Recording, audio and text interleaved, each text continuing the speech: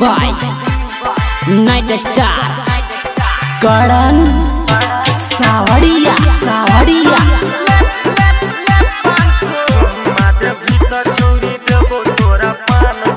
चुम्मा देवी तो छोड़ी देबो तोरा 500 होठ से होठ सटा ले देबो 500 नखरा देखे बही तो जेबही परान सा नखरा देखे बही तो जेबही गई जान सा लहंगा उठान छोड़ी देबो तोरा 500 चुम्मा देवी तो छोड़ी देबो तोरा 500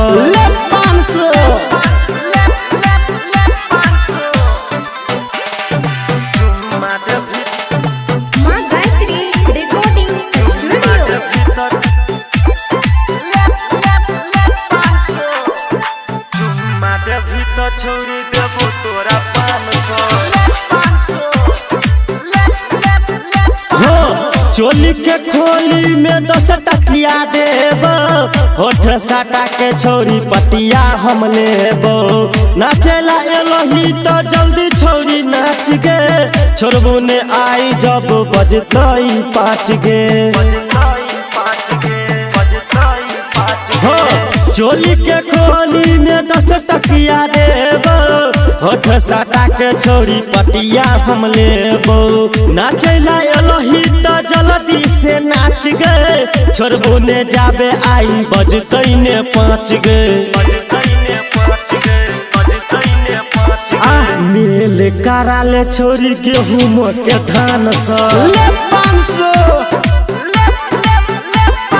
चुम्मा देवी तो छोड़ी देबो तोरा 500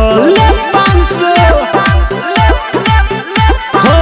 नखरा देखे बही तो जेबही के जान सा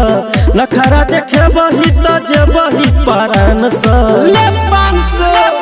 लहंगा उठाना छोड़ी देबो तोरा 500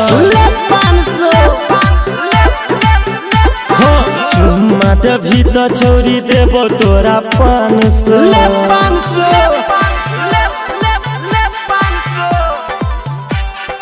चुम्मा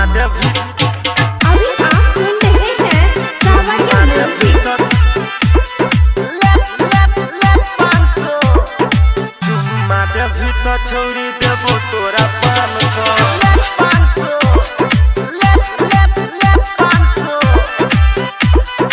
चुम्मा देवी तो छोड़ी देबो तोरा 500 करन सावरिया तोहर बनतो भातार गे खूबे है मिलतो तोरा पब्लिक के प्यार गे जखने देखा बैठा पाछा से पीठी मारे छो सीटी गे पूरा कमिटी